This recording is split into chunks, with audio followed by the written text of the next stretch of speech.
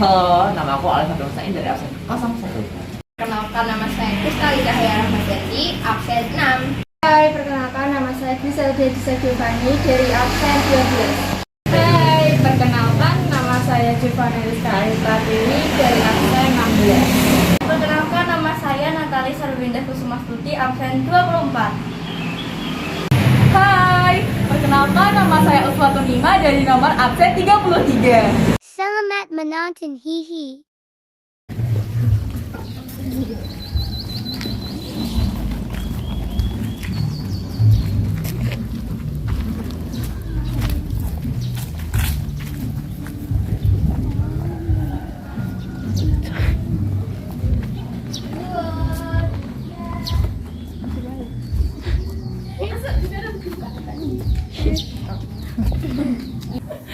Selamat siang Kak, kami siswa SMA Negeri 1 Tayo ingin tanya-tanya nih mengenai virus sama virus HIV. Boleh nggak Kak? Boleh. Di sini kami bersama Kak Ita Hutahen ingin bertanya seputar virus. Kira-kira menurut Kakak virus itu apa sih? Ya, baiklah, virus itu suatu jenis infeksi dan virus itu tidak bisa dilihat secara kasat mata. Jadi virus itu bisa kita lihat kalau kita menggunakan objek mikroskop. Nah, jadi maksudnya itu di sini tuh virus tuh kayak suatu partikel-partikel kecil yang nggak bisa kita lihat secara kasat mata. Jadi kita nggak tahu ini ada virus ini kita nggak tahu. Kalau dia tidak menginfeksi tubuh kita langsung. Seperti itu. Kayak flu, itu kan virus juga toh. Iya. Nah, jadi itu namanya virus influenza. Seperti itu maksudnya kan. Oh iya, semua hal kan ada yang merugikan, ada yang menguntungkan. Kira-kira peranan virus yang menguntungkan itu seperti apa sih? Nah, di sini nggak ada ya yang namanya virus menguntungkan dan virus merugikan. Karena yang namanya virus itu suatu parasit. Karena cara hidupnya kan parasit. Iya. Jadi nggak ada yang namanya virus menguntungkan dan merugikan. Karena yang namanya virus itu membawa dampak buruk kepada tubuh kita. Bahkan nggak sama manusia aja, virus itu bisa merugikan tumbuhan, hewan. Tapi ada beberapa virus yang dimanfaatkan untuk kesejahteraan manusia. Contohnya itu kayak pemberantas hama serangga, pembuatan vaksin protein, terus ada kayak pengobatan secara biologis seperti itu.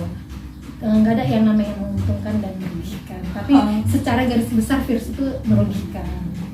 Jadi secara garis besarnya itu merugikan ya virus. Jadi selain kita mau tanya-tanya tentang virus, kita juga mau tanya-tanya tentang virus HIV nih Kak, boleh gak? Boleh. Nah, jadi virus HIV itu apa sih? Baiklah, saya menjelaskan apa itu virus HIV dan apa kepanjangannya ya. HIV itu sendiri kepanjangannya Human Immunodeficiency Virus. Itu suatu virus yang merusak sel darah putih dan menyebabkan menurunnya kekebalan daya tahan tubuh kita. Itu dari HIV-nya sendiri. Nah, HIV itu kan ada AIDS-nya kan? Nah, AIDS-nya sendiri itu kepanjangannya Acquired Immunodeficiency Syndrome. Nah, kan ada kata-kata sindrom. Sindrom itu adalah suatu gejala atau kumpulan beberapa gejala yang menyebabkan yang karena menurunnya daya tahan tubuh itu, jadi dia itu menyebabkan infeksi karena virus HIV-nya sendiri. Jadi HIV itu nama virusnya, sedangkan AIDS-nya itu gejala dari HIV-nya itu sendiri gitu. Terus kalau ciri-ciri orang yang terinfeksi virus HIV itu bagaimana?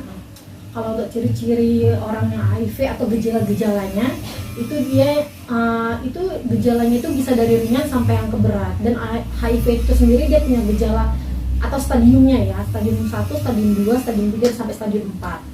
Nah, kalau yang untuk yang ringan-ringannya itu biasanya pertamanya itu dia itu kayak mual muntah, demam yang berkepanjangan bisa sampai lebih dari 1 bulan, batuk sampai lebih dari 1 bulan, terus dermatitis itu kayak luka-luka pada seluruh tubuh, terus kayak ada jamur di sekitar mulut sampai tenggorokan, terus sampai ke TB paru, sampai ke peradangan paru, dan sampai ke penurunan berat badan yang secara drastis itu biasanya 10% setiap bulannya itu akan menurun gitu.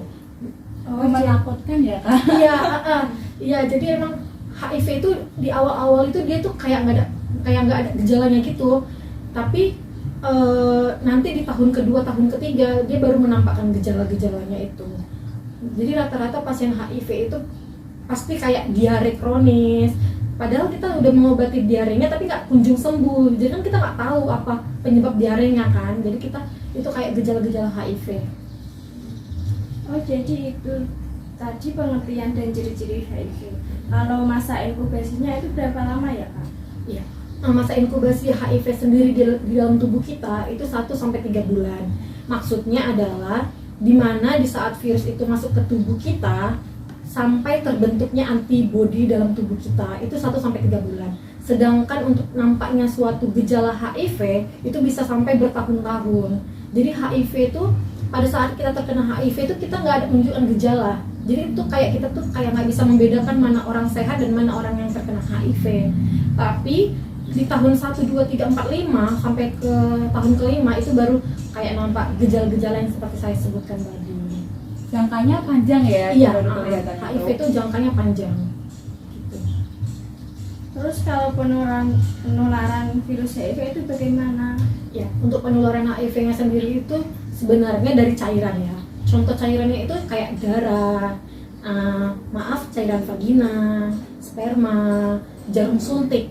Nah, jarum suntik itu bagi orang yang pemakai narkoba gitu ya.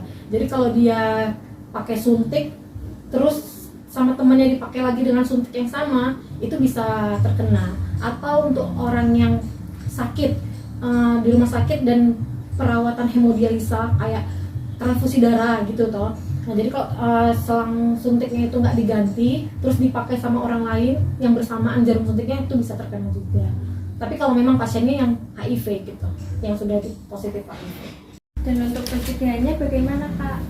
Untuk pencegahannya sendiri itu kita tuh pencegahannya kan melalui hubungan seksual. Jadi mungkin hubungan seksualnya yang dijaga, lebih kayak bertanggung jawab gitu. Jadi kita tuh harus memakai alat pelindung, contohnya kondom, udah gitu berperilaku setia sama pasangan yang sah seperti itu. Terus kalau untuk yang melalui darah, tadi kan bisa cara penularannya kan melalui darah dan cairan gitu kan. Jadi kalau kita nanti ada transfusi darah, kita tuh harus screening secara jelas darah dari orang yang pendonornya sehat tidak, dan orang yang mendonor ini sehat nggak secara fisiknya, ada penyakit atau tidak. Kalau memang dia ada pembawaan penyakit, ya lebih bagus kita nggak usah gitu, nggak usah menerima darahnya. Kalau untuk pencegahan dari ibu ke bayinya itu, ya buat ibu yang terkena HIV sebaiknya disarankan tidak hamil seperti itu. Dan kalaupun sudah terlanjur hamil, dia memang harus meminum obat ARV seumur hidup juga, begitupun dengan bayinya. Dikatakan untuk pengobatan ARV kan ada yang namanya CD4. CD4 itu suatu nilai di mana dikatakan HIV atau tidak gitu loh. Nilai normal CD4 itu di atas 500. Jadi kalau sudah di bawah 500 itu dikatakan HIV seperti itu. Itu apakah ada kasus yang banyak meninggal gitu? Ya, rata-rata prognosis atau kesimpulan dari hasil HIV sendiri ini memang rata-rata jelek hasilnya. Jelek ini dikatakan memang bagi kita yang imunnya tidak sanggup melawan virus HIV sendiri ini, ya jauh-jauh memang sampai meninggal seperti itu. Dan tergantung respon tubuh kita, bagaimana respon tubuh kita melawan virus ini. Kan imun daya tahan tubuh setiap manusia kan berbeda gitu. Oh, jadi begitu ya. Nah, yang terakhir nih, Kak, bagaimana sih pengobatan dan pencegahannya? Ya, untuk pengobatan pasien HIV ini sendiri itu seumur hidup ya. Jadi ketika kita terkena HIV, ya kita harus melakukan pengobatan HIV seumur hidup. Dan sampai detik ini belum ada ditemukan secara pasti dan menjamin pengobatan yang untuk pasien HIV. Jadi ini ada nama obatnya itu ARV, tuh antiretroviral itu kepanjangannya ya. Nah, di sini gunanya ARV ini hanya untuk kayak menurunkan angka kesakitan dan kematian.